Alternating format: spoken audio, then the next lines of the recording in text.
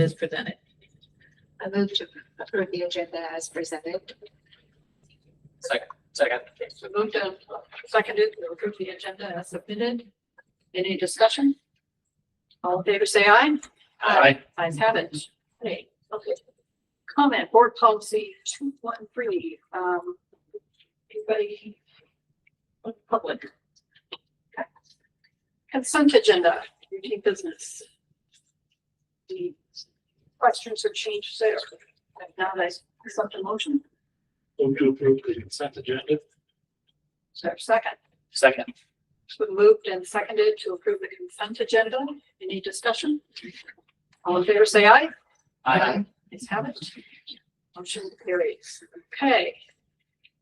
So we have a budget public hearing for the proposed budget. So we'll open that at 6:31 and 45 seconds. I didn't see anybody sign up on the sheet. Just yourself. Okay, and we did not We receive did not any receive any written. or any other. Okay. We'll close it at 6:32.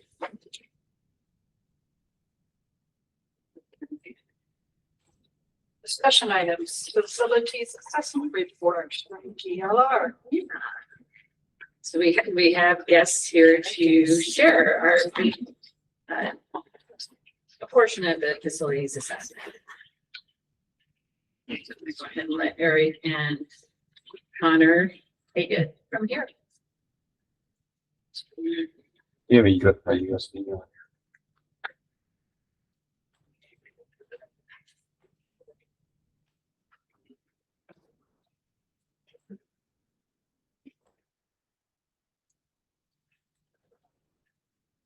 Do you want to present something? Yeah.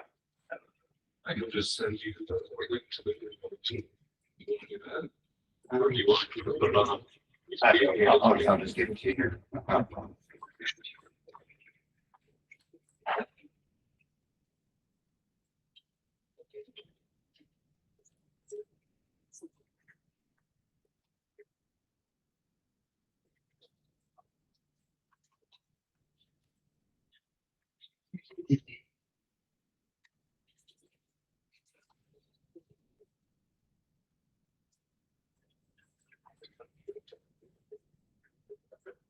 Hello, everybody. How are you?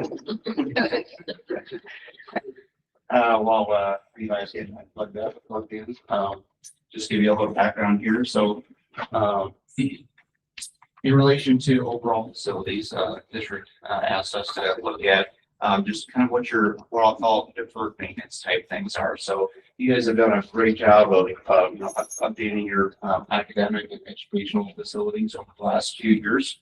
So now it's time to just kind of look holistically at the district, what's remaining, what's left to do, and how do you budget for that going forward in an overall plan? So you just gave a presentation. We're out of here. So just as a reminder here, this is our team. Myself, Eric Barron, Connor Gatsky here, as well as the engineers that we have on staff, looking at your facilities, doing walkthroughs, and some interviews with Brian and Mike. So next thing. So just anytime somebody picks this up, right, and whether it's you, the district, or anybody that comes after you, it's just kind of like to give you some background information. So this is always a little fun. It just shows your boundaries of where you're at. How much area you cover. And then this is just kind of fun to show you in relation to your district itself, where your facilities are, so that people can understand the amount of ground that you cover. Just as a quick note here, we did not evaluate Ledges, because that is your newest facility, so that should be all taken care of. So it goes for Crossroads as well. We didn't do that, so both brand new. Should be. I think I get a copy for it. Okay. So, At least for one. Yes. So as an overview, just to kind of tell you like how we do things. What we do is there are 13 categories that we review, and I know this is a little bit small here. We're going to get into. We'll show you kind of And we did a presentation here in a second, but there's 13 different categories that we look at for every facility, and it's everything from carpet and ceilings and interior finishes to concrete to structural systems, lighting, HVAC, all of that. So it's very comprehensive across the board. And then what we do is all of your buildings there are lined up to the right, and just like in school, you get a report card, right? You get a grade for how you do in each one of those categories. So based on our methodology and the data that we input to that, that then gives basically every building a grade, and you will see that as we go forward in how we grade each of the facilities. Just for kind of baseline here, you can see now you can kind of read there everything from site to exterior, structure, roof, interior, ADA, safety things, electrical, HVAC, plumbing, and technology. Just kind of a good, better, best, right? Or better, best. For benchmarking your Ledges building, and it's in good condition. It's the best condition that it will be in. And then things kind of go down from there. And so just because it may be red or poor doesn't mean that you have a poor district, right? Or that you're not taking care of your facilities. It's just a reflection in comparison perspective to the other facilities that you have that it may need some attention. So I always like to clarify that because you will see some red this evening, and people think, well, my gosh, it's the end of the world and everything. And sometimes it does, right, for some districts, but you guys do a really good job on your maintenance and where you are taking care of your facilities. This is again in kind of perspective. And fine. So you can see here the categories that I mentioned that we talked about just in written text form. I understand some people are visual and graphical. Some people like to read it out. So into the assessment. So this is holistically here. You're kind of getting a wrap-up summary. We'll go through each building a little bit more detail here. But you can see what we did is we've measured your academic, your educational facilities, and then we've looked at the district operational facilities. So we've kind of broken it apart in that way. And then we've given you a holistic district average, and then measured each facility, as a standalone component. When you look at the bottom there and you go across, again, Ledges and Crossroads, they're at the peak of their life, right? So they would be at a 5. And then everything from there, kind of trails down. And so as a district, right now, you're sitting at about 3.5. That's not a bad score overall, but you can obviously see on the chart here when you average things that there's a reason why that the district average would tend lower, while most of your academic facilities are in that upper green category. We're going to focus a little bit later more on the Geppinger Field, the maintenance, and the bus garage component. Just some things that may come to mind, or like you look at this and say, my gosh, we had all greens there, but like on Franklin, we've had a 2.3 in there, and it looks like it's turning red. That just shows you again in comparison to the facility and getting the life cycle of some things like roofing, right? You have a roof there that's age, it's meant that it's life expectancy, and you would budget for that. And once that gets changed out, that would be green, and your average would go up. Same thing at Boone Middle School. While that facility is in great condition overall, again, you're coming near the end of some roofing, warranties and timelines there. And so it's time to look at that. The same thing with safety and security. You have very safe facilities. What we're addressing there is just a change in kind of the philosophy of how security has been handled at school facilities in the last 5 to 10 years, right? There's a lot more focus on the approach and how you do things and some of the passive and active systems. I'm not going to talk in depth and detail here just for the benefit of the board and the community, not to tip anything off. But again, there's some things there that we can do to enhance the systems that you've already got in place at other buildings, right? So then looking a little bit further down the road, Geppinger Field, the maintenance facility in bus garage. You'll notice that I put Geppinger Field in the academic educational facilities portion. And that is true. It really serves two kind of components. One is, the academics of PE, right, of gym, but it also takes care of, the activities portion. So after hours, all of your sports. And I've always considered, sporting, events and stuff as much an educational activity, with coaching and, the life lessons that are learned on the field as much as they are in the classroom. So that's why we put those together in that academic portion. And if you go down the line, we did not assign years to them here, but we have spent, a lot of dollars in high school, the middle school, Franklin over the years, and then most recently with Legends and Crossroads. So kudos to you on kind of executing the plan, the master plan. And, it's time to take the next step, right? So as we get into, the red ones there, we'll talk a little bit more of that as we go on. But next slide. So this is a district-wide facilities average, now taking kind of those numbers and showing you again in graphical form how things kind of go across the board. The from a structure standpoint, all the facilities are structurally sound, they're in good condition. That's why it gets the highest rating. It's hard to achieve a 5 unless the building is brand new. That's just kind of the way the structure is set up.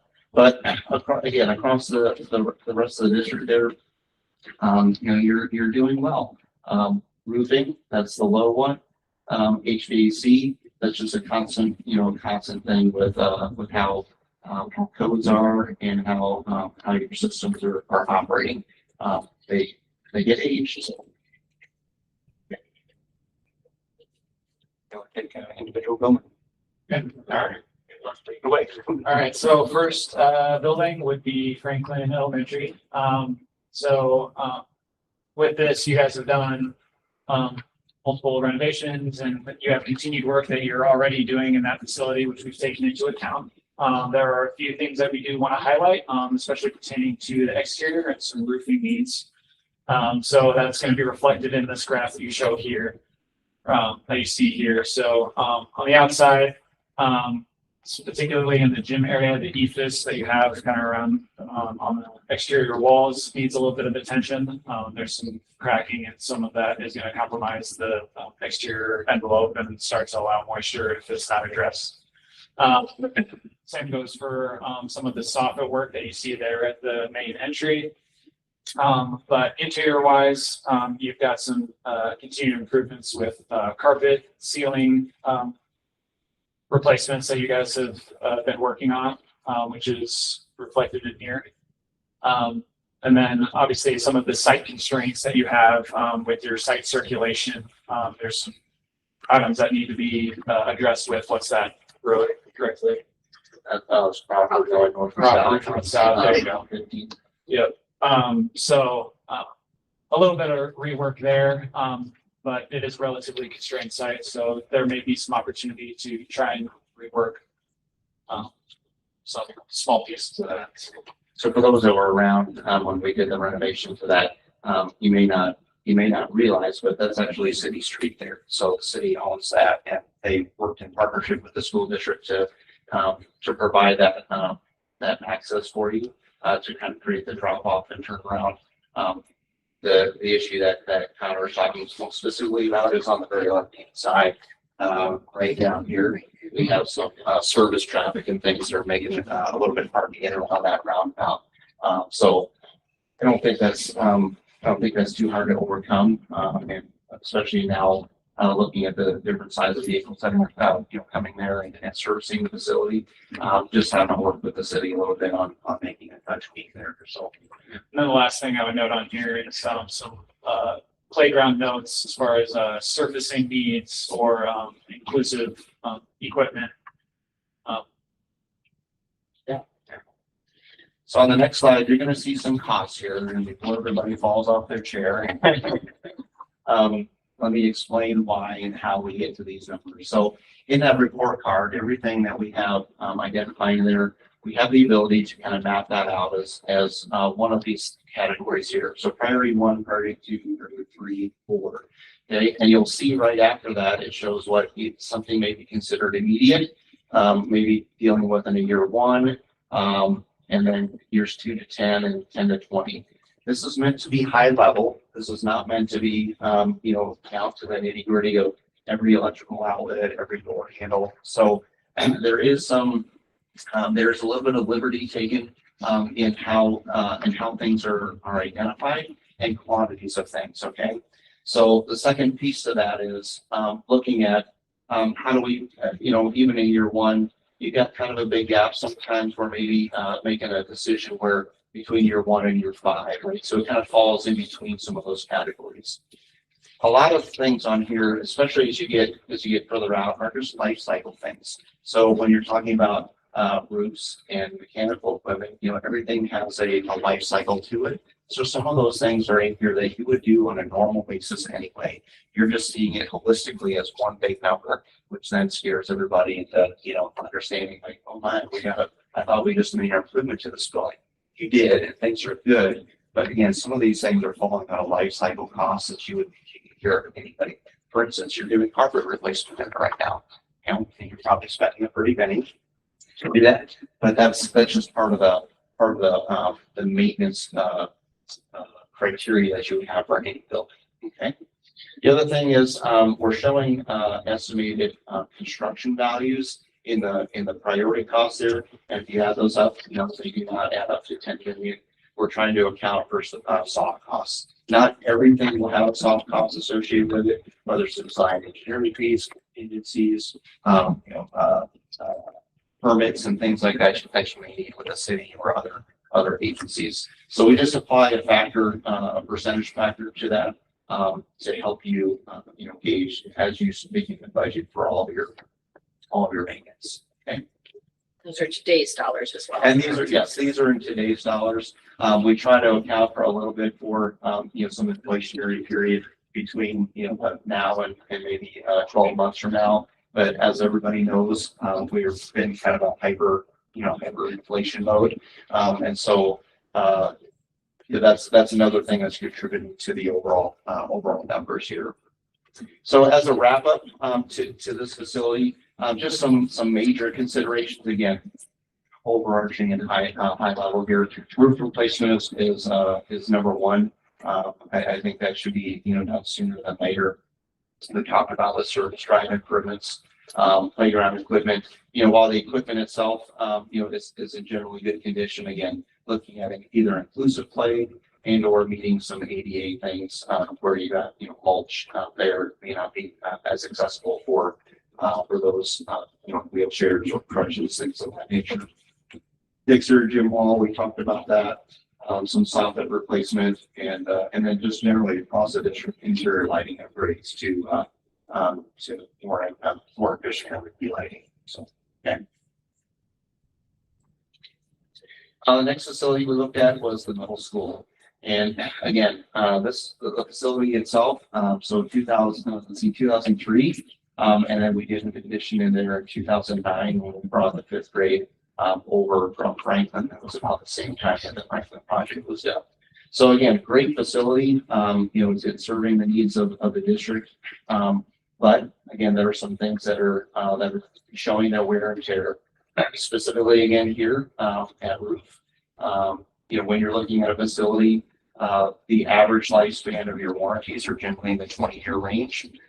You can have roofs that go beyond that. That's fine. But just again, paying attention to seams, or if you start to have developed roof leaks and things like that, that's a sign that we should get on a regular plan to change those out. And whether you decide to do it all at once or whether you do it at kind of an interval so that you have a rotating schedule for a facility, there's pros and cons to each side of that. Okay. So looking at this facility here, again at the very low on the immediate, on the critical thing in relation to the overall cost. Again, it has to deal with when we get to life cycle costing of just planned equipment that we know is going to reach the end of its life, just because that's what it does. But some of the things that we cited there really are in relation to, you go to the next slide, we can talk more about it. Pedestrian walkways. You can kind of see on the upper left-hand photo there, some of the concrete condition. You've had some of the main driveway area replaced or some other parts of the sidewalks replaced already. But you've got a fair amount around the bus drop-off pickup area that that would recommend be addressed. And again, that's just kind of, it's not that you've done anything drastic or bad. That's just normal wear and tear with throwing salt, and calcium chloride and all that stuff down and meeting with an Iowa winter, right? Roof replacements, secure entry, conditions, interior finishes. This was, that was cutting edge design 20 some years ago, right? So, just things get worn and things need to be refreshed, and that's okay. Rooftop HVAC systems. You're dealing with one component right now, which is a fit gymnasium. So we've got 5 more of those units across the roof that will need to be dealt with at some time in the near future. Cafeteria wall. So you have a partition wall there that's in the upper right hand photo, and some of those bearings and the wheel mechanisms that allow that to open and close, they're having some trouble. So we recommend that's probably one of the early things that we recommend getting looked at, because again, it's kind of an issue for your staff and getting that open, closed, maintaining that. And the last thing we want is for something detrimental to happen. So, okay. There was one more discussion again of wrestling athletes, whether that can be added to the gym, and we think we can do that. There has to be some structural modifications to assist that, but we think that can occur. And then again, make sure about payment periods.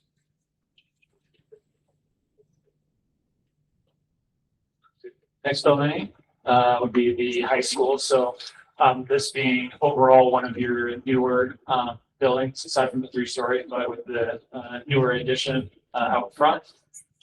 So first thing that we looked at is the site. So you guys have recently redone your parking to the northeast, and it's getting to be time to maybe start to consider those other lots as well. So all things as far as the surface paving and getting proper drainage for those as well, the exterior lighting, those sorts of things are going to be in need of addressing here soon. But all in all, exterior wise, aside from that, things are looking pretty good, and maybe some minor control joint ceiling replacement coming soon. Some replacement of the windows at the 3-story building where you have not yet done so, and then some re-roof at that 3-story building as well, which may get a little bit more involved just in the way that roof is constructed, but that will be another need to address some leaks that we've heard some reports of. It's time. So then next would be your activities entrance currently. It sounds like there's a lot of maybe some undesired driving that occurs at that front walkway. That's not how that paving is designed. So we're not coming here with a design solution for that. We're just saying that could be a potential something that needs to be considered in the future for how you address that activities entrance area. And then we already went through the window replacement, but the pool would be coming up next as a item for consideration for several reasons. So our team went through there and looked at it from an interior comfort perspective as far as the temperature and humidity, which is in need of control and addressing. So even the general just layout isn't necessarily conducive to competitions or your bleachers need replacement, that sort of thing. Dated, the pool deck is worn and it's in need of getting replaced. So kind of all little aspects here and there that need some attention. And one of the things to recognize also in relation to the pool and the activities entrance is that there are some things in here that could be what I'll call design solutions, right? So looking at the activities entrance, whether it's wayfinding or even just sprucing it up to enhance the overall backdrop of the school to match maybe the entry that you have at the main entry, right? The kind of the aesthetic. We did not include any like those costs in here because we haven't met with you. We don't know what those things are that you want to look at, how you want to address those.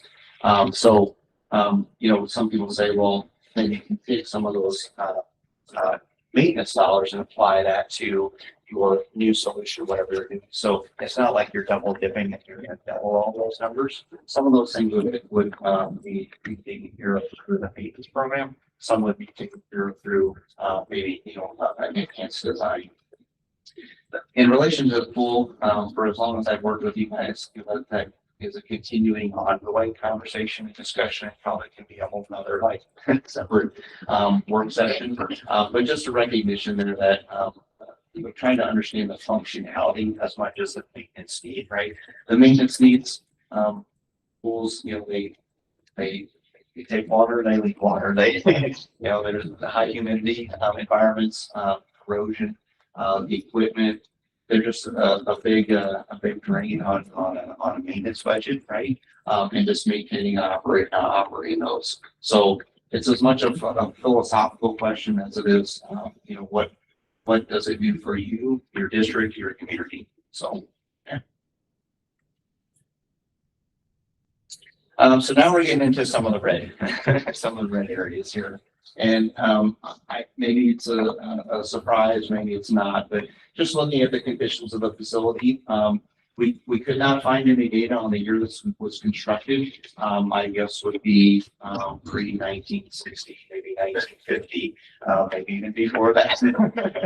But the interesting thing is, with structures like this, the structure itself is in relatively good condition. Which can be deceiving, and that's why we had it under the third item there in yellow. That's why it's rating so high. It's they don't build things like they used to. Is what they say. But the shortcomings of that is it's not insulated, and overall that facility, in my opinion, probably doesn't meet the needs of your overall functionality with the type of equipment that you're storing in, the quantity of equipment that you're storing in there. So those are kind of some other intangible things that may lend yourself to decide when you renovate versus create new and some of those things. But windows, doors, roof, just about everything in this facility needs some kind of tender love and care. And you guys have done great with it. Again, with the resources that you have. When we evaluate these types of buildings, oftentimes when you're running bond referendums and you're working on the academic portions of buildings, the common statement is, hey, let's put all of our money into academics, right? We want to go to the students first. We want to make sure the community can see everything. And I think I illustrated on that very first slide there that you've done a great job with that. You have poured the dollars into your students and into the community places. But the danger is constantly neglecting, and I'm not saying that you neglected it, but constantly diverting those funds from the operational side of how you maintain your district will ultimately carry through, because your staff that maintains and does a great job with your educational buildings, they may have shortcomings here that they can't do their job properly, effectively. And so I hope I don't see, but you see the red and the oranges and things here. You're going to get to a point where you don't invest in the back end. It's going to carry through to the rest of your facilities, right? So it may be time, and this is why you do something like this to illustrate the community. We've invested, we've done all of that. Now it's time to do a little bit something for yourself, right? Treat yourself in making those upgrades. So And your other buildings too, Eric made a good point that, to this point, you guys have made great strides at all your other buildings as far as continual maintenance and improvements that need to be done to those, and those will always exist. So there is a point where you have to consider how to divert those to other needs as well. So, and you'll see here kind of a little bit of a misnomer here. I mean, there's really minimal heat in there. There are plumbing systems and things. So when I look at the 10 to 20 year range, we didn't even really assign costs to that, because I think this building here probably needs more conversation. It needs a bigger workshop session to understand what your real needs are. Just looking at the square footage of that facility, and doing a one-to-one replacement versus, at today's dollars versus what you're gonna afford to it in maintenance costs. I think you need this hybrid out of a conversation about what those dollars really look like. So again, you can see here just some of the considerations, the parking, or the yard area. You've got a lot of broken concrete, out there, a mixture of concrete, gravel. So even think this is in good times, but think about when it gets wet, kind of the mud mess that's there. Again, you have a good exterior structure, but that's about it. Interior structural considerations with some mezzanine things that have storage areas that have come in there. The wood rafter joists. I would call attention to maybe some programmatic and space issues of again how you're storing equipment and the quantity of equipment that you have in there. HVAC systems. It's not heated. If it is, it's maybe just as kind of a space heater to kind of take care of some things. You can see the bathrooms. There's some ADA considerations of this building. And then, HVAC, I think you've got a wood shop in here, but, we don't have dust collection and things like that. So, again, I would just have a holistic conversation about what you really want this facility to be and how it can best serve the needs of the district going forward. And then your bus garage, I would say very similar in nature to the maintenance facility. Again, you've done well with the property that you have and the resources that you have, but you do have some buses that are stored outside. Your capacity is full there. You've already had kind of an appendage put on on the right side there, just kind of a windbreak as you enter the facility. The facility as it stands, it's a wood structured building. It's a pole barn. So for what it is, the structure rates kind of high, but when you look at the use of the facility and what it's doing, again, I think we should have a conversation with whether this is really serving the needs of the district and how it continues to operate in that fashion. And then as you can see to the right side of the graph there, there's just considerations again for HVAC and electrical, all those types of things within the facility. The other thing to consider is on the site there, you do share that property line with some neighbors, and so being respectful on both sides of the coin, what the neighbors are asking for and what you're asking for, and how buses get turned around and parked and where those are staged. I think that's a factor that's not necessarily facility related, but kind of more holistic in how the operation of the facility happens. So again, here, when you look holistically at the numbers, just on a 1-for-1 replacement, again, I would just ask maybe that you have a larger conversation before you put additional dollars or significant numbers, right? You always have kind of day-to-day stuff, and even in the best case, you can't just wait one to do something tomorrow, right? There's a time lapse here between when you're able to execute a plan and take care of things. But I would look at how you spend your dollars long term at this facility and maybe some efficiencies that can be gained. Maybe even through like combining this one in your maintenance facility. Maybe there's a way that we can do that on an existing property that we can work through. And just again, some interior photos there to see if you have not been there, and I would encourage you just to take a walk through memory lane. There's even some very nice wall finishes there in the office that may come in handy at the middle schools. We upgrade that. Everything that's old is new again, right? But site access, interior structure, shortage of space, ventilation, interior lighting, again, just holistically, as a that facility. And then finally here, get picture feel. So of all the facilities, this is a little bit of an anomaly in how we gauge this one in relation to the other ones, where we have a very delineated map of, mechanical systems, electrical systems, all those things. Those are all here at the field, but they're in a different setting than kind of as a built environment. And so the largest thing that I would say here is you have both an actual functional need of equipment and facilities, but you also have kind of that academic aspect, conference aspect, how you're serving, not only your students, but also students that come from other schools, and whether or not you can host things. You have a 5-lane track with a 7-lane straightaway. That is uncommon. That is not.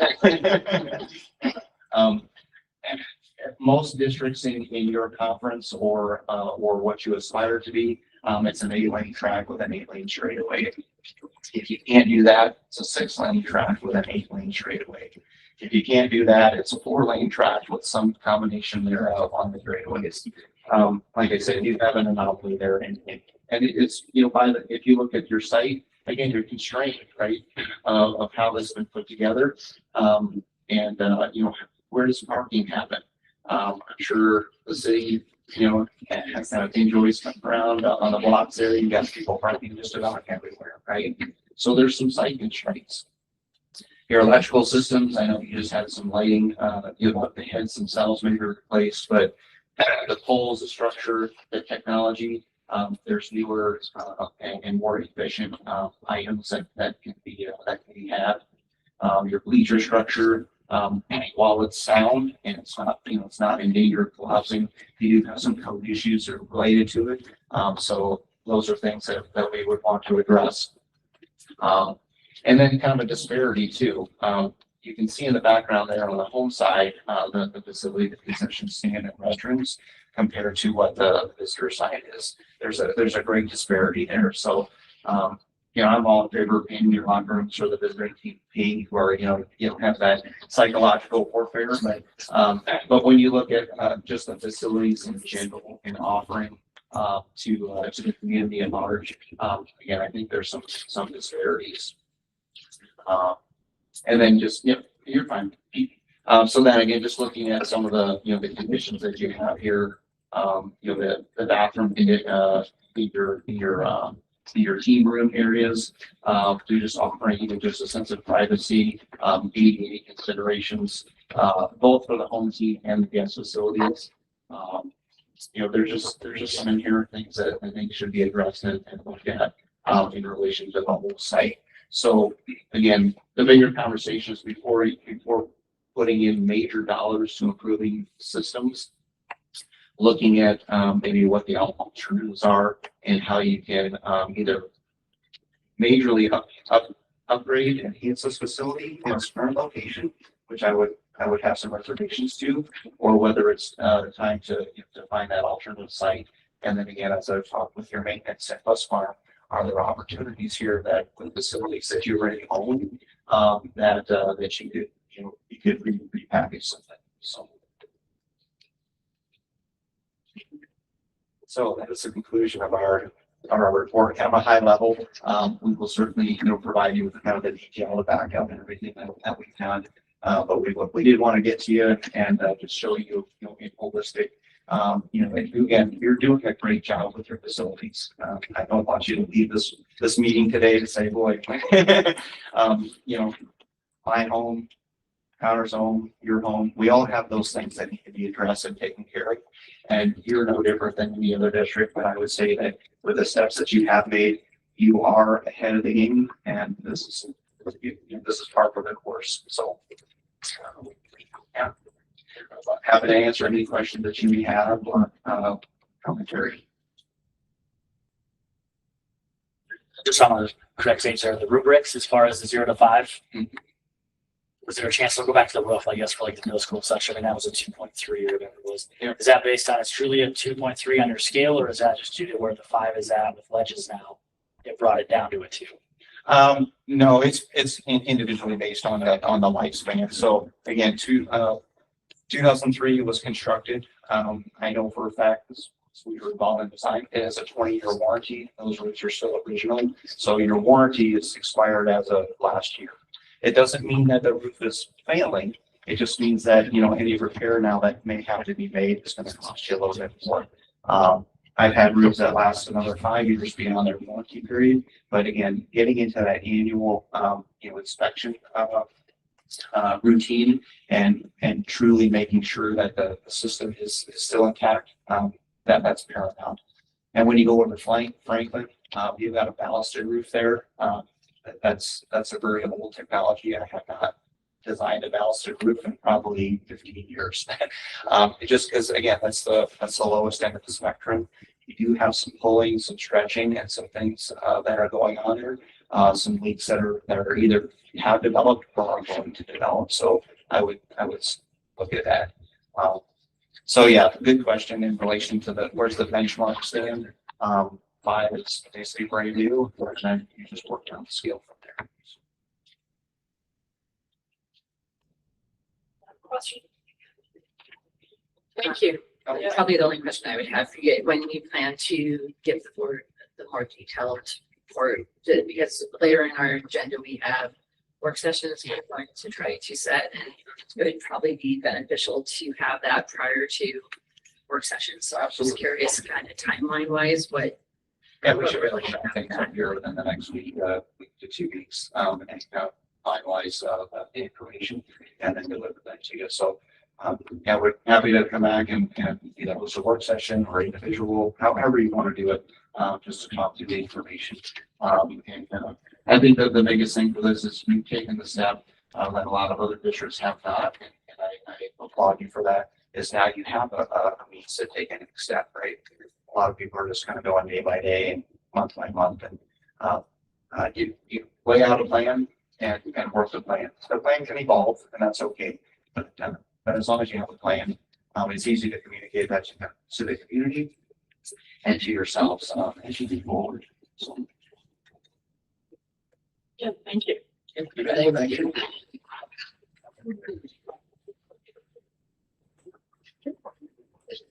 Some action items.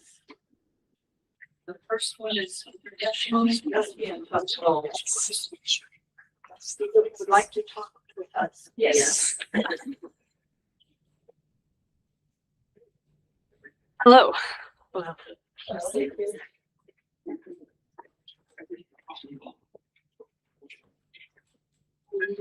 You can go ahead and go into my slide. Hi, I'm Maddie Picklap. I'm a senior here at Boone High. I've been involved in theater all 4 years of high school, and I've been in 9 productions. I'm a 4-year varsity letter recipient, and I'm a member of the International Thespian Society. And I'm also a 2024 IHSSA All-State Speech participant, and I'm the only student from Boone to be selected. And I also serve as a thespian officer for our troop. I am Marshall Taylor. I am a junior, and I've been involved in theater for all 3 years of my high school career and lettered all 3 of those years. I've been involved in 8 productions thus far. I'm also an inducted member of the International Thespian Society. I am also a current serving member of the State Thespian Officer Board, so one of the student leaders for the State Theater Association. And I'm actually Boone's first ever chairman of the board, which is pretty exciting. And I'm also a thespian officer here in the high school. So we wanted to give you a little background on what exactly is International Thespian Festival. Which is my turn to talk about, Yes. actually. It's a week-long event in Bloomington, Indiana at a college campus. It takes place the very last full week of June. It is essentially as the name states, a festival, a celebration of the love of the arts for thespians from across the world, actually, not just in America. As far as I know, there's a couple of troops from China, Europe, those kind of places. And it's really just a place for those people with that love of the craft to come together and share their experiences and their knowledge and grow, not just as a community, but as an art form, really. And that's really the main points of the event. All right, now we get into why International Thespian Festival is such an important opportunity and so important for our school specifically. For students, we get to meet with various organizations and figures at an international level. We get to gain valuable leadership and technical skills from the multiple workshops we've been attending throughout the week. And we'd also serve as a representative for the Boone program. For our advisors who would be coming with us, there's another slew of opportunities, including getting to make connections with advisors in that same position from across the country, getting that insight into what other programs are doing to help build their community and build their program. Additionally, just making that connection with things like our lighting organizations, like we have our light company, but there's other companies, of course, making those connections with those people is very important and very beneficial to the program overall, and building that community involvement with the Thespian Society as a whole would be incredibly beneficial to the program. Additionally, there's also workshops and various meetings and things for advisors to grow their skills as directors and as advisors for the students that they lead back here. Slide. So here's kind of just a rundown of all the important information of the week, how much it costs for registration. But the week that happens is June 23rd, to 20th at Indiana University. And there is a few different avenues for what registration costs can look like. We've listed all those there in detail, but I'll go through them quickly. There is a student's all access pass, which is $1,000 pretty much even per student, which includes access to all International Thespian Festival activities, so workshops, main stage productions, all of that great things, as well as included dorm housing and meals with that registration cost. In addition to that, as a serving member of the state board, I would get 50% of my registration fee refunded to me after the upfront cost have been paid. There's also that same cost for adults. It is slightly less expensive for adults, $750 for the all access, but gives all of those same benefits as the students all access. For the student activity pass, it costs only $700 per student. It gives us access to all ITF activities except for the late night activities. It does not include dorm housing or food. And as stated before, Marshall would get 50% back of his deposit. For the adult activity pass, it costs $550 per person, and it includes the same perks as the student activity pass. So all in all, with all of those fancy big numbers totaled up for a potential registration cost of the all access pass for the two of us and an advisor as a chaperone would be $2,750. That also is without including the $500 refund that would be given back after registration fees have been paid because of my membership as an STO. And the activities only pass totaled up would be $1,950. And again, that is without the $350 refund for my 50%. And that is again just 2 students and 1 advisor, with the caveat that that does not include the hotels or meals. Registration for the event is due May 1st, but the payment itself is not due until June 12th. Plans for financing. We're hoping to receive some help from the Boone Booster Club with your guys' approval. And it'll either be, we will ask for help to cover the registration fee, so either the $2,750 or the $1,950. For any additional fees after that, we are currently working with community businesses throughout Boone asking for sponsorships, and we have actually already received one. So that is hope for the future, hopefully. If there's any questions or comments, of course, feel free. Well, I was going to ask, as the representative for Iowa, what did that entail? You touched on it pretty well. Well, entail in terms of getting into that position, you mean? No, Or just your what role? would you do when you, Oh. how would you represent Iowa? Would there be something special There there? is, there used to be an international thespian officer program, which was a step up from state thespian officer, a small group of students from across the world actually who would help in leading the program. Unfortunately, that program was recently cut short this past year, but has been replaced with, I forget the acronym, the International Thespian Student Leader Council.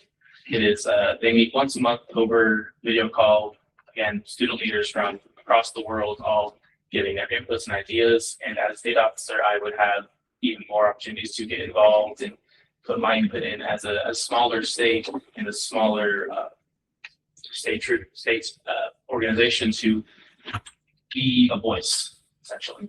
He's not only representing Boone, but he's also representing the whole state of Representing Iowa. our whole state. Mhm. Shoots. Thank you.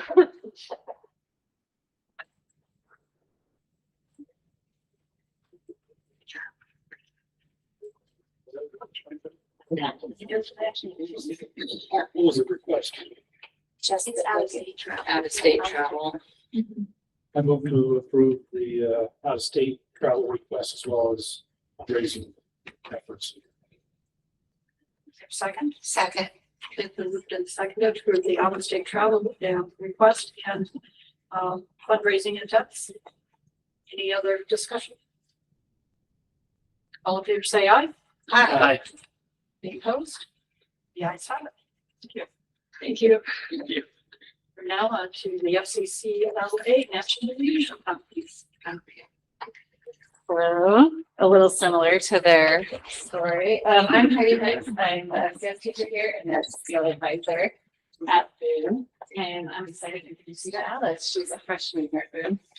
So I have qualified to go to nationals this summer. I have hand sung this 1890s walking ensemble. It took me over 150 hours to complete it.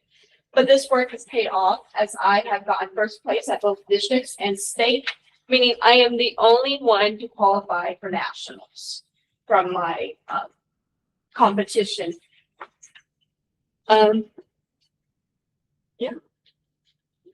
So as Alex said, she qualified for national, and we've got a breakdown of our costs here. And then you guys got it pulled up there on the screen, that kind of shares more, but so it's got the breakdown of our costs there, and Alice is requesting to be able to attend in Seattle this summer, and also to she's requesting to be able to fundraise for this. You can see all the costs there. And she said this is a great opportunity for her, but it's also a really great opportunity for Boone as she pays the way. FCCLA has something really strong here. There's been a high turnover rate in FCCLA here, so we haven't really got anything going yet.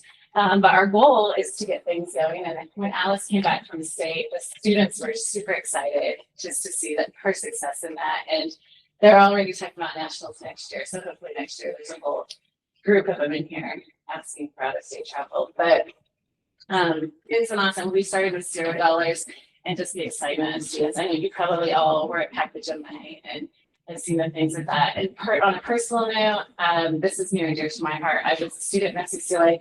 I was actually a state officer and went to nationals every year, several years before Ryan graduated from high school. And we actually changed the name from FHA to FCCLA back then. And it's just a really great opportunity that has affected my life, and I'm excited to bring that opportunity to students here at Boone. Any questions?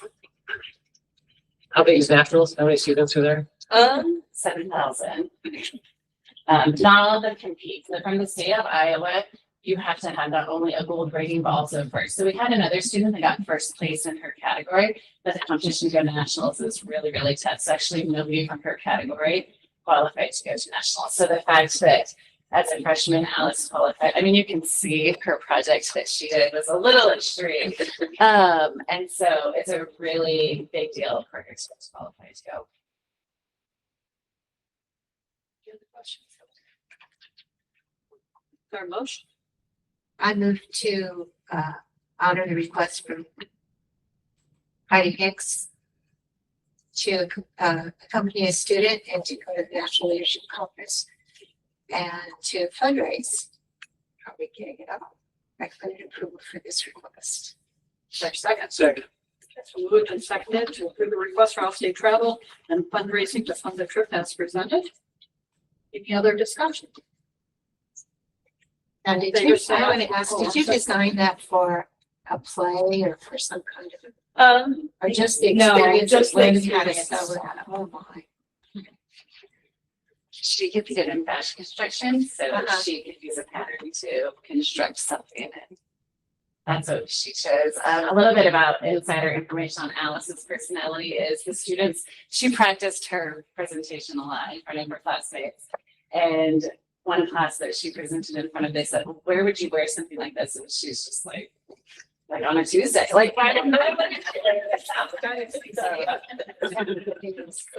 and she did, she rocked it at school. It was great. All the kids were really excited to see it. So Oh, yes, okay. it's awesome. Thank you very much. All in favor, say aye. Aye. Opposed, no? The ayes have it. Okay, thank you. Okay, on to 2024, 25, fiscal budget. So, I'm going to turn this over to Paulette. I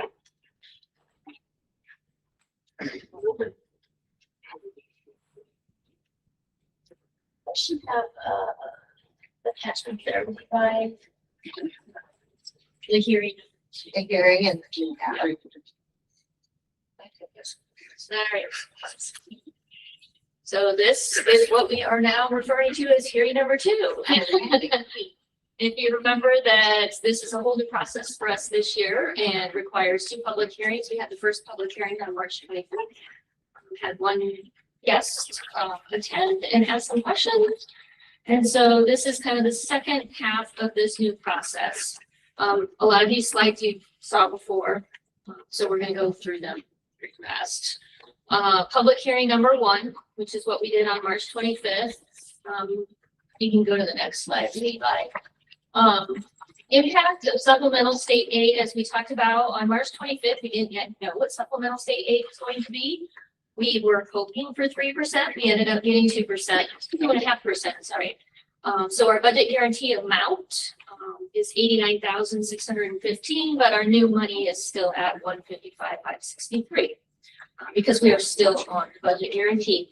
That SSA was signed into law on March 27th. Our certified budget is due.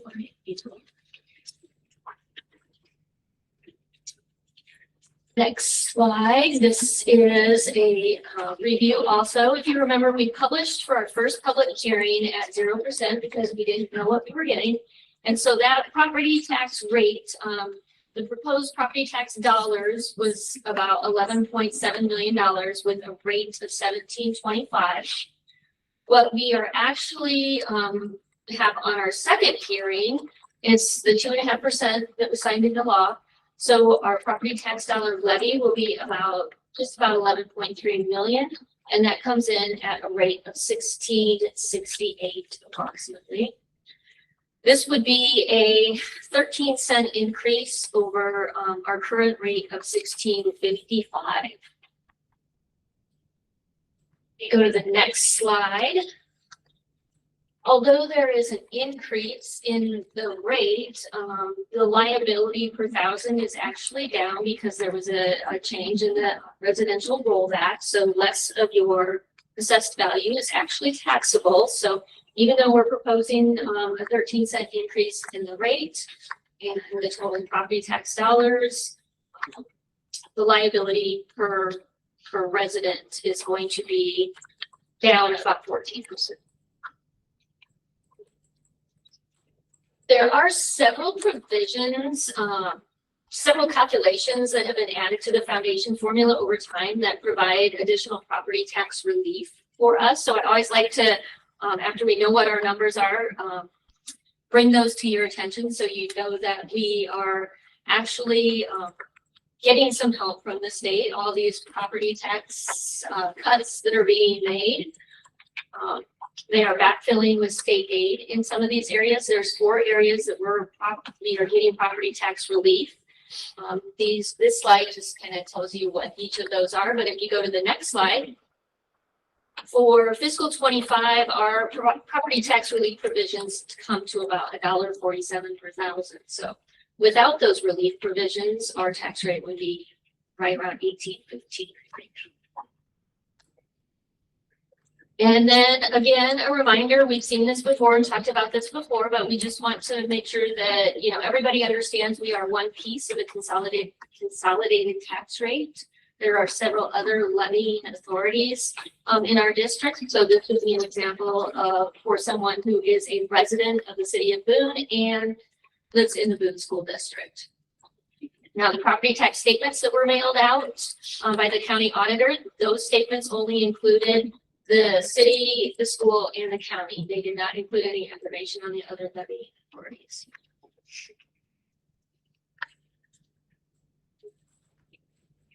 We'll see this or through something as well. So this is actually the document for hearing number 2 that we had to publish in the newspaper. And this is what this is our proposed school budget summary for fiscal 25. This is what you are approving here tonight. What this document does, it takes, all of our funds and it puts them together. You know how we talk so much about how we have all these individual standalone funds. For this document, all of those funds are rolled in together.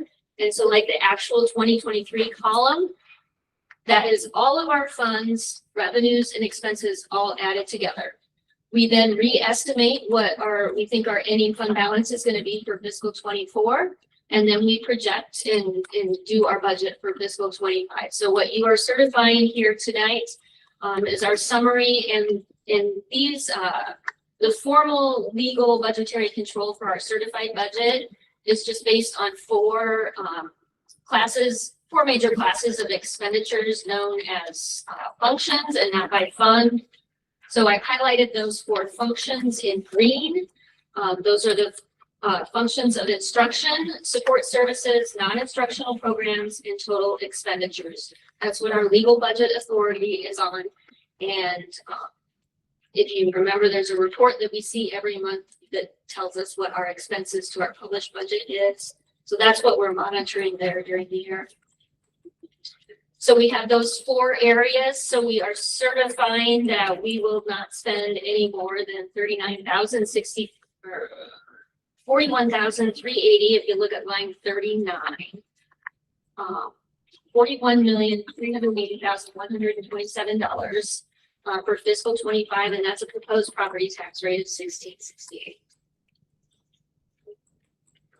I think it's really hard to look at all of those funds all smushed together, so I like to break them out and look at that by fund, like we typically look at things. So this will be just our re-estimated budget for fiscal 24, where we think we're going to end the year at, and then for fiscal 25 by fund, what our revenues and expenditures and estimated ending fund balance will be for the end of fiscal 25. Any questions on any of this?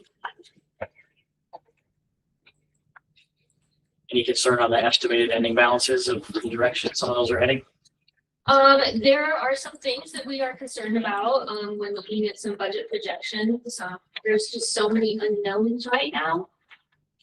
It's hard to do long range budgeting, but we'll have a work session here in a couple weeks or so and talk in more depth about some of those projections.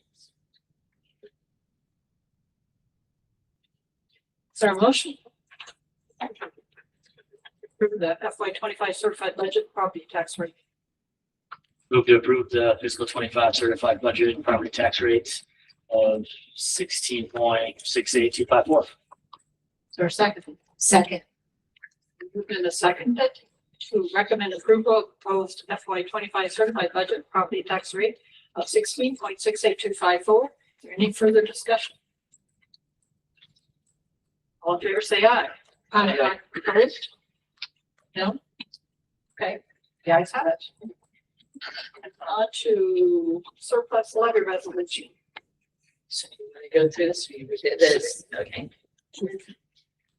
So this is a resolution, if you remember when we talked about, and we worked on setting up, the tax rate, or discussing the tax rate.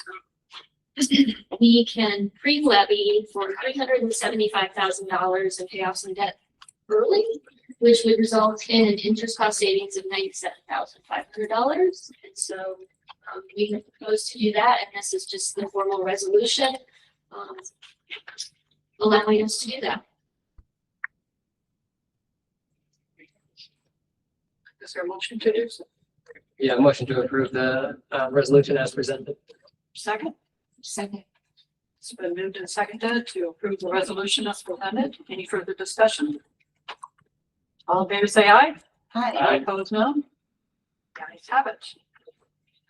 Escrow agent agreement.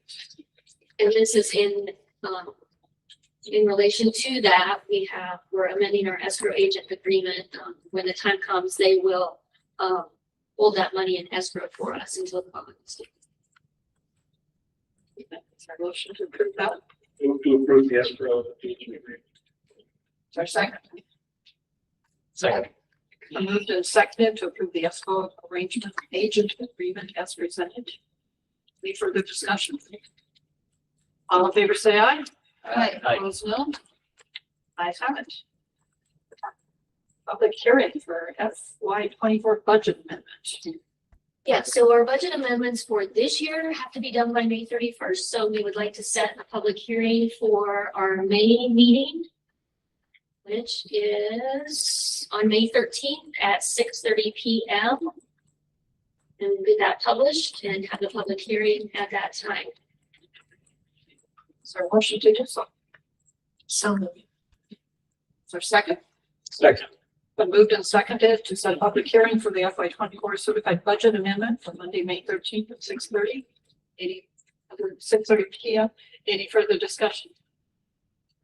All in favor, say aye. Aye. Opposed, no. Ayes have it. Now we're on the middle school interactive TV bids. Let Levi go ahead and speak to this piece. So this will be, putting the TVs in the middle school, just like we've done at Franklin last summer, 2 summers ago, and then Ledges as we look the new building Ledges and Crossroads.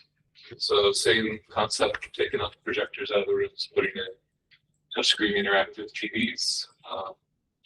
We got bids from both CDW and Best Buy. CDW's who we sourced them through previously, and they were the lowest bidder again. So we recommend to go with CDW.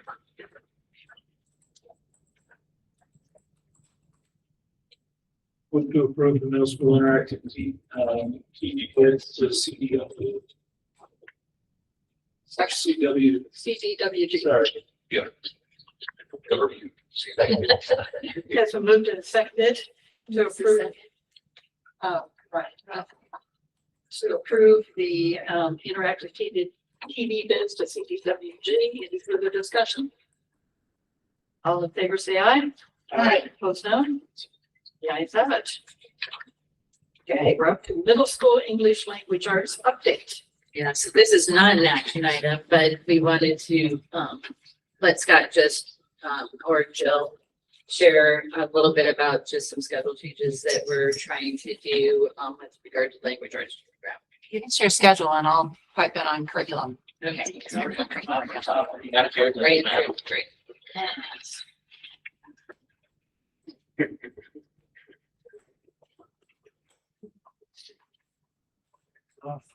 We've been working on, over the past year, some changes within our, reading and language arts programs. And so, one of the things that we started working with was, just trying to align our work a little closer. While we've had them separated for longer than I've been here, sometimes last year, 2 years ago, we started a K-12 vertical effort to look at where we were at, what content we were covering, how it aligned, trying to do what was best K-12. And in that, we found several holes, I guess, in places where sometimes it might be like, well, reading thinks language arts is doing it, language arts thinks reading's doing it. And then we've had a few gaps of not sure who does it. So our goal this year, as we started the year, was to make sure that they aligned their work a little better rather than being totally independent. The intent was really just reading should know what language arts is doing and vice versa. And at that point, we weren't talking about a consolidation of the two. As they quickly started doing that work, they quickly came to the decision that it was hard to separate that.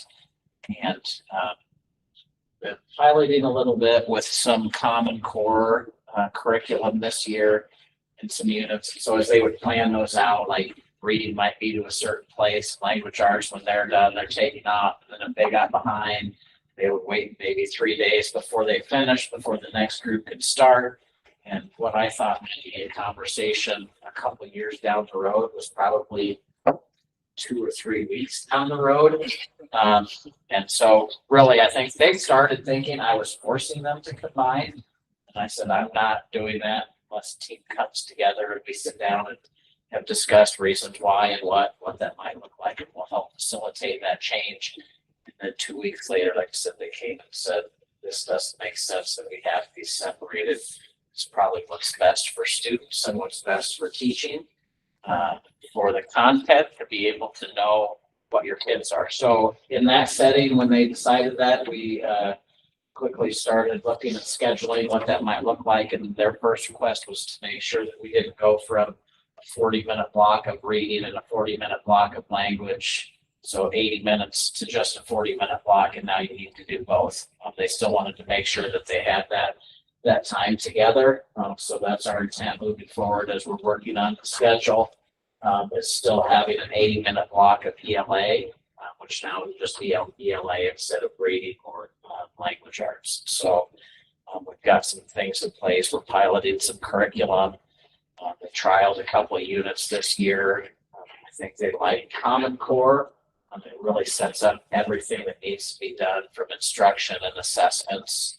But I think we're still going to maybe continue to pilot that a little bit more throughout this year to make sure that's the curriculum that we want to use. So we've kind of divvied up who's going to be teaching what, and then trying to schedule that in a block scenario. So if each of the teachers had 3 blocks, that block could technically be back to back, or with the, they'll have the same students, but there also might be a separation. And if you could have first and second hour, or you could have kids first hour, and then you might have plan time and then have the same kids third hour.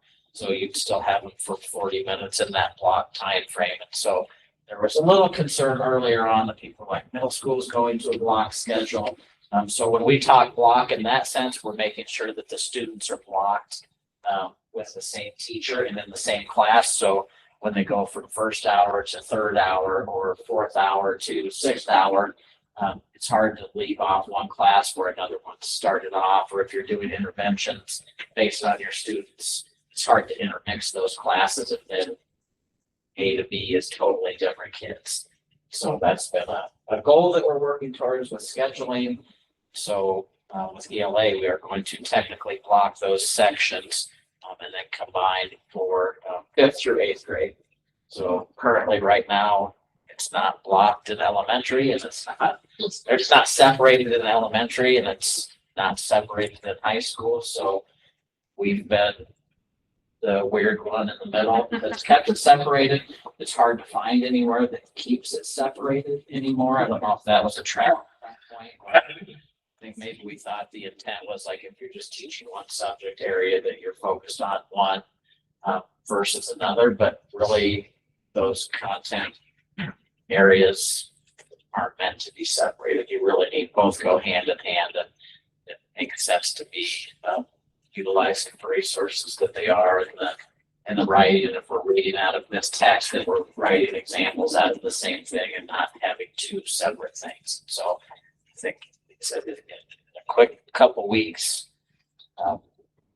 they came to that decision. So we're just trying to support them through that decision. Make it best for students. Yes, if you recall, you approved a pilot of a common lit curriculum to use at the middle school this school year, and we aren't bringing that here for adoption because we don't feel like we really ran it through the true curriculum adoption process. The structure wasn't in place to really do that well, and so the teachers would like to trial that curriculum again next year with the structure in place. I don't know if the curriculum helped encourage them to want to come to that sooner or not, because when they saw how some resources might blend the two, it became really hard to teach it separate. And so we'd like to pilot that again next year and look at some other curriculum pieces. Our goal was to really look at 512 ELA curriculum resources and adoption this school year. We're kind of continue to pause that as we shift some things here at the middle school. And then ideally, we were planning to look at K4 or TK4 in the next school year.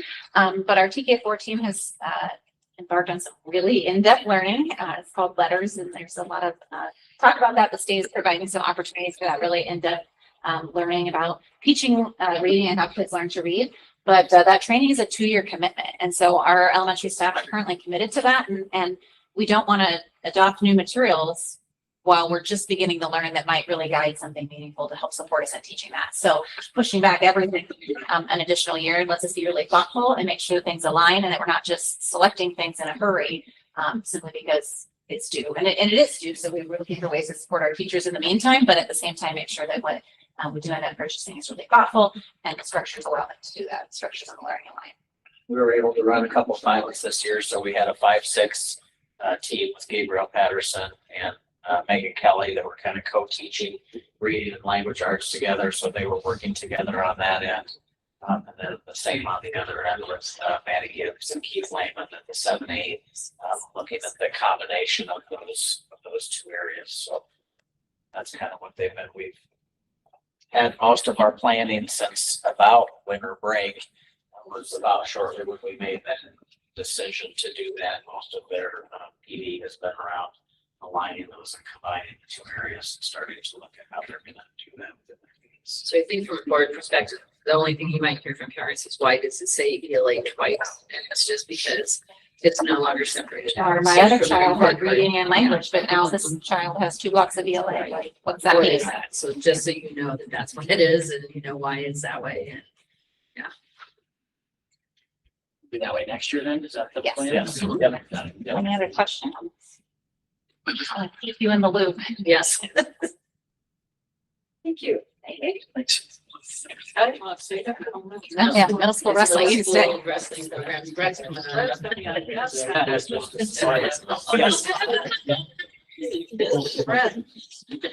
There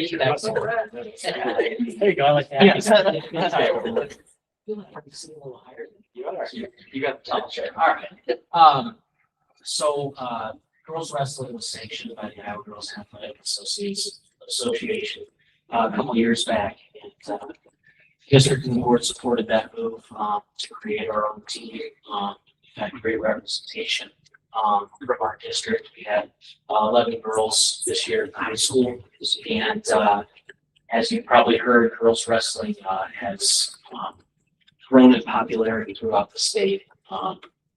They're selling out the first day at Coralville for the state tournament.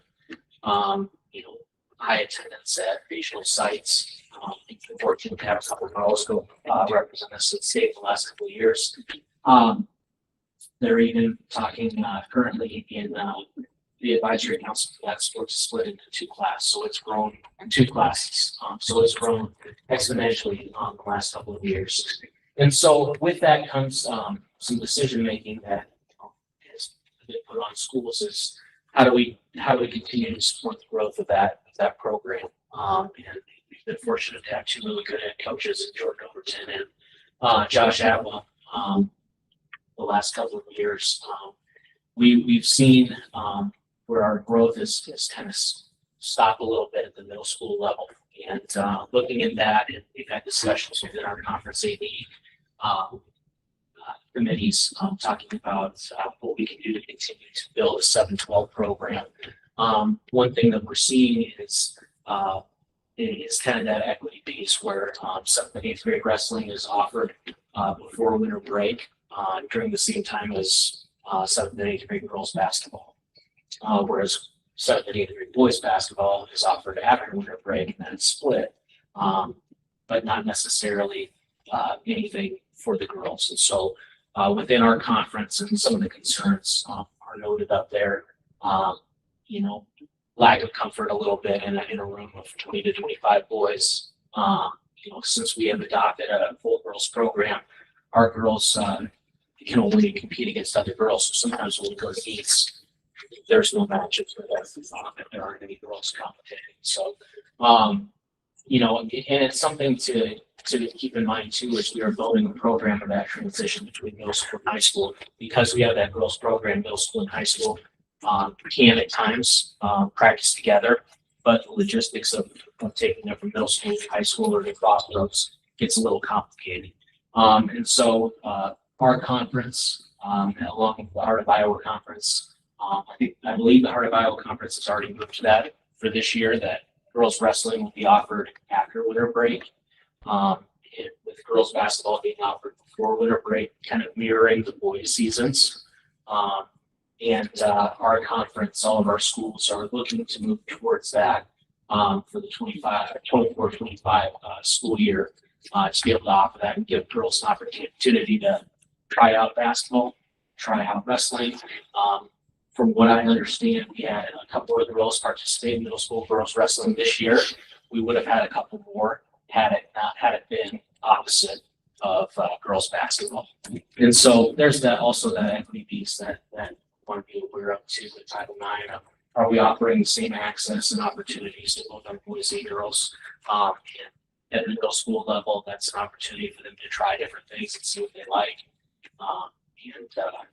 You know, kind of helps also with the continuity of our programs, you know, moving to for our conferences, because we don't really want to get into a place where we're the only school in our conference that offers it before winter break, and then we have nobody to wrestle. We're kind of at the point where we're looking at schedules for next fall and next winter, and trying to develop a schedule for middle school girls wrestling possibly after winter break. So just kind of needing the permission, you know, obviously something that is absorbed financially by the girls program. You know, we could always go to district club to help support that. But I think what I would be requesting from the board is basically permission to move in that direction to create a schedule.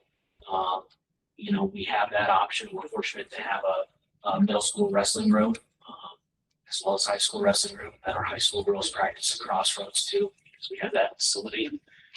What I'd be asking again is permission to do that, but also a stipend payment for two coaches, one being a girls coach that could be right there working with our girls, but also kind of a transitional coach, assistant coach to help out at the middle school and to help out Coach Atwell at the high school. One of the things about wrestling is there's typically multiple mats at each meet or each tournament. Sometimes you can't dictate where our participants are going to wrestle. So it's vital to really have an additional coach there, because they may be split on mats to have somebody in their corner. And just with the growth too, because I think we're going to see numbers grow at the high school as well. The kids are not getting out. So having that support is being able to have another person there is we're kind of working with volunteers right now. Any questions? Scott, do you have anything to add? I think it makes sense to have the set. I think that will bring the numbers, you know, to have the separate time that they're able to do it. I don't think in the time that I've seen from the boys at the middle school since we separated, I mean, if you've ever seen a wrestler play basketball, it's not very good usually. Now, I'm not saying that there's not some wrestlers that can't play basketball, but I think we've never seen, like, we don't have kids doing both wrestling and basketball. I really thought that would be a big choice to be like, oh, and even in middle school, let's try out both, and that may boost both numbers going into high school. But typically at that point, you know, like every other sport, like wrestling starts like when you're 2. So by the time you're in 7th grade, you've been wrestling for a long time and going to tournaments, and sometimes if you're jumping in that late, you're As just I recall, men wrestle with boys. play just beginning. basketball. So, you know, it might, you might.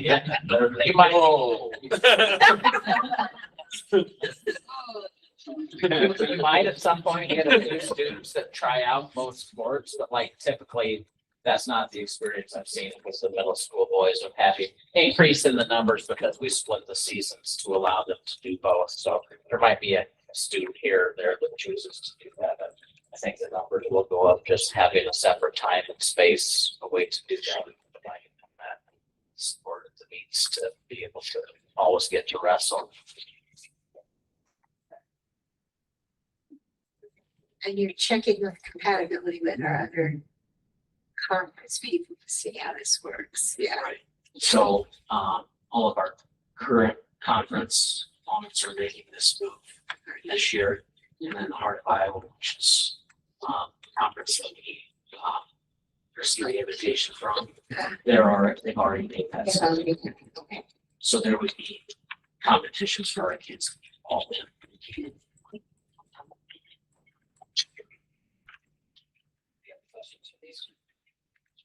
I was comment say I think it makes total sense, quite frankly, as we continue to grow that. I think that is the next evolution of this step. So this is an accident. Yeah, this is an accident. what exactly are you asking for then as far as just steps to move The forward? stipends. Yeah. Money Then you approve it. and approval Yes. to start working on schedule. Sign it. It's like that for years. I'd move to approve the two coaching positions and move forward with the presentation that was presented. So that works for Moved and approved to move forward with scheduling and for the stipends for the positions. Any discussion? Do you have a couple people in mind for those positions at this point? Yeah, we'll have to work through the posting of it and the hiring process, but we have a young lady that helps volunteer at the middle school that works with some of those kids. And even gave them some opportunities to learn as that integration with school risks. So we're, and we have a young lady who's also helping out high school program that that's moving along already. So there's some options there. I believe. I have to ask about money. I mean, not money for these positions. We find money for these positions. Fine. We're in great financial health today. We can't make any promises about the future. Fine thing. Fine thing. I think it's a good day to be here. Okay. Next year's money this year. Money this year. Any other questions? Okay, all in favor, say aye. Okay. Aye. Opposed, no? The ayes have it. We have Corrupt and setting for work sessions. Yes, so we need to set a work session for facilities assessment. Given what they said to us this evening, we might want to look at a different date. And it's going to take a couple of weeks to get the actual full report. I think so too. But maybe do we want to at least come up with an idea? When we get time, 2 weeks away. Yeah, but it's gonna have to be, I think, do we want to try to couple it with the May 13th date and do it before? Do you want to do it on a separate date? That would be my question. May 13th is the next regularly scheduled time that we'd be together. We could do it 5 o'clock. I give an hour and a half, right? A work session on May 20th. We do have a work session on the 25th, right? 20th. Or the 20th. Okay, yeah, there's also one on the 20th. So we have the 13th and the 20th. We could do either of those at different time. You know, at a time different than what's already scheduled. 20th will look better. Okay. How's the 20th sound to everyone? For, like after the annual goal review meeting? I'm trying to think. The goal review meeting shouldn't take long. I think. We got to set a time for the work session. So that's why I'm trying to figure out what a good time, because I don't want us to just sit for half an hour and wait. But I also don't want, you know what I mean? We could set them both at 5 and Do one after another. yeah, do Okay, one so after another. So just plan to stay longer that night than an hour. So if we do them both on the 20th, then we start, I think the annual goal review for work session will be not long. I think the more lengthy meeting would be the work session on facilities. But then that would give us more time with the documents. Once we get them, you would have more time to look through those. So that when we're together, you would have the ability to have more questions, comments, etc. So we'll plan on May 20th for the work session for the facilities.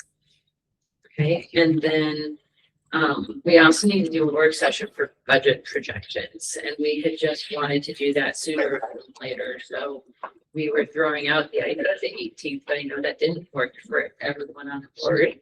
So unless it was later than 5. So I don't know where the rest of you were with that date, or if there's a different date that's better. But we would like to have the budget work session, projection and work session prior to the facilities conversation. So you have some sense of what that looks like as well.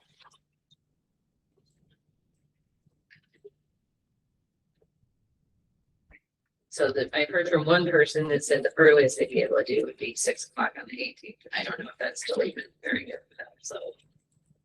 Looking for other ideas. 6:30 on the 18th, work? Yeah, whatever. Later would be best for me if we do it on the 18th. That's this week, so like as of Thursday. Does that work for everyone? Do 6:30? Work. Yeah.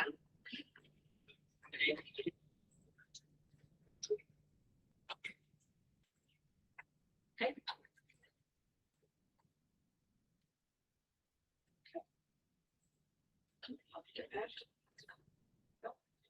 Okay, our next up is committee assignments. So you have a summary of all the different committees there. There are some that are required by Iowa code, others that are not.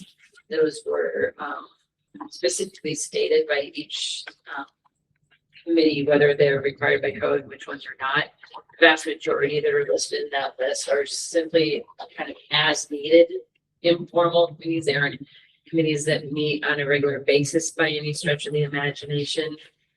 But we had not done that yet since we've had the new makeup of our board. So we thought we should probably update and share with all of you where you're assigned. Make sure you're all good with those assignments, and then have an actual motion to approve those committee assignments. Doesn't have the names for the School Improvement Advisory Council, or Kurt, I can't hear. We've already done those. Those were already Yeah, approved okay, good. in September. Okay, good. So that's why. So as you can see, Finance Audit Committee would be Pam and I as President, Vice President. Academic Programs, that has been Pam and I in the past, looking at any curriculum changes, curriculum adoption. Board Policy, got Ryan and Matt. Facilities, Jeremy and Ryan. ISB delegate, it's been me, but if somebody else would like to do it at the IASB convention, that is welcome. Boone County Conference Board, I did it this year. Again, if somebody else would like to do that, that is fine for me. Building a better Boone City leadership, that again was me this year. That's been me. And then negotiations have been Matt and Pam. Suggested changes, that's okay. Looks good for now. I mean, I know something would have to. Okay. So we just need a motion and Motion to approve those. Move to approve the committee assignments as discussed. Is there a second? Second. Moved and seconded to approve the committees as presented. Any other discussion? All in favor, say aye. Aye. Opposed, no. The ayes have it. Okay, we're into out-of-state travel. yes, so we have 2 out-of-state travel requests. One is for our 4 school nurses to attend the National Association of School Nurses Conference in Chicago. It has been 10 years since nurses have attended anything like this. So I think we do have a new nurse on the team, and they're due for being able to have some professional development. You can see the costs that are associated. I know that they do plan to take a history ban as long as there's one available, and try and reduce the number of hotel rooms, obviously, things like that. But that is one of the requests is for that conference. And then the other one is for our food service director to attend this School Nutrition Association annual conference. That was approved last year for previous food service directors who ended up not going. So this would not be an annual event, but again, something that they would attend and then have kind of several years before they would attend again. But those were the 2 requests. PD funds would cover the cost of the school nurses attending, and our nutrition fund has the funds to cover any costs associated with the food service. So those are the 2 being recommended for out-of-state travel. Okay. Our motion. I move to approve out-of-state travel for the nursing staff service. Our second. Second. Been moved and seconded to approve out-of-state travel for the school nurses and for the food service director. Any other discussion? All in favor, say aye. Aye. Opposed, no. Ayes have it. Board policy. We were going to discuss the discussion. Right. Oh, that's right. Okay. But since Matt and Ryan are just got approved for the committee, then they'll be in charge of reviewing it. Got it. So, So we are required by law to review all of our board policies once every 5 years. We actually do have a board policy saying that we'll do 1/5 of the policy manual annually, and divides it down there for you. So we're just looking for some input as to how you would like to do this. We can just do it in one big chunk once a year, or we can spread it out and do a couple, every meeting during the year. So that by the end of the year, you've done the whole series. We can have all board members take a turn in reviewing sections, or just the two that are. What would you like to do? Well, I would say due to my personal life and my work life, I don't want to do it all at once. So, I like the idea of spreading that out throughout and have us improve some of that as meetings go. I don't want to speak for you on that. That's my take on it. So. I also like the idea of assigning one person each month to review and make any suggestions. So that June it's you, July it's you, whatever you're reading, maybe 4 or 5 in detail to be able to share back with the group. I like that idea, so that not. And that everybody has won't to be do it all like the you're time. totally left to your own to do No. that. I mean, No. Julie and I Yeah. provide guidance, Guidance, recommendations from IASB. We can answer your Yes, so, questions. yeah, you're not totally. And the rest of us would read them. The rest of us would read them, but we wouldn't be picking it apart. If that makes sense. I just want to start this from next month then, or next fall. Should start next month. Start next. Yeah, Start we've next got some work to do. Okay. Let's plan on June. And do the 200s. We did that more recently. Yeah, I was so probably I- the one that some of hasn't this been. Yeah. So we haven't done Yeah. We'll get a plan Yeah. together. We'll Okay. put a plan together for May for you to look at, and then that Okay. way, yeah. It's not a rate with everybody. It's not an action item. Is it? No, No. just looking for some input on That sounds like a good deal. how to Yeah. tackle And I this. Fight, spending, or committee. No big. Yeah, Very depending how sign, some of the policies are, you could maybe sneak more in there, Yeah. except for that super long one. Yeah, the real short ones. Yeah. And one person assigned to Yeah. detail review for that month. The issue at hand is that there are so many cross references in the majority of the policies. So if you change something in this policy, it might impact another policy that's maybe not on cycle to be reviewed. It's just like going down a rabbit hole. Yeah. So even if, say, we're taking this 500 series and that's where our focus was, it's entirely possible that we would have to adopt some in the 300 series because of the cross references. So Makes sense. that's all that we're saying. So Everybody agree? Okay, we're on to superintendent's report. yeah, so just a couple of reminders. We do have the annual goal review meeting on the 20th at 5. And then we have a United, so in our agreement with United Schools, we are supposed to have a joint board meeting.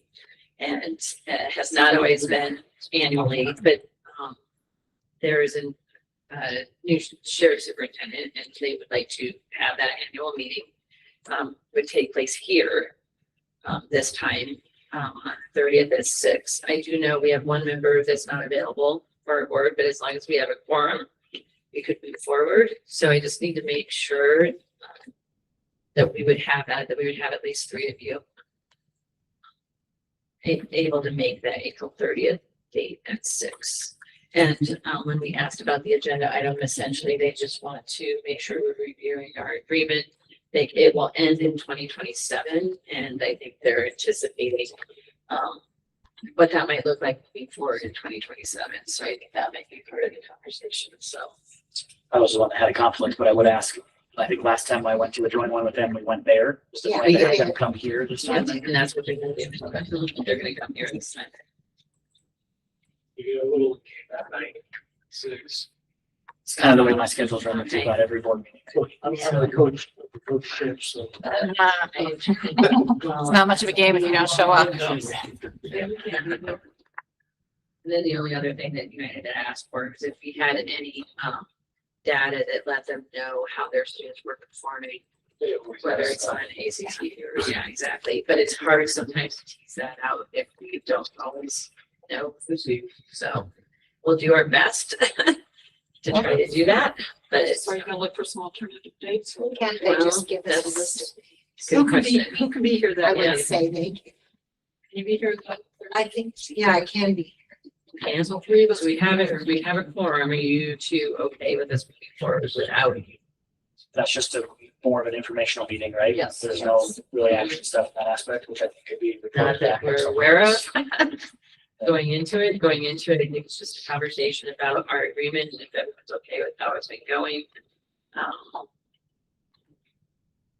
Unless there's something that you really want to bring up that we need to make sure we could connect everyone else, then we have to rearrange. And I'm fine with the 3 going, then I don't have an issue with that. The only issue that's come up lately is the bus, right? Yeah, and I think they have that corrected now. So. Yep. Anything else? Nothing else for my section. Okay.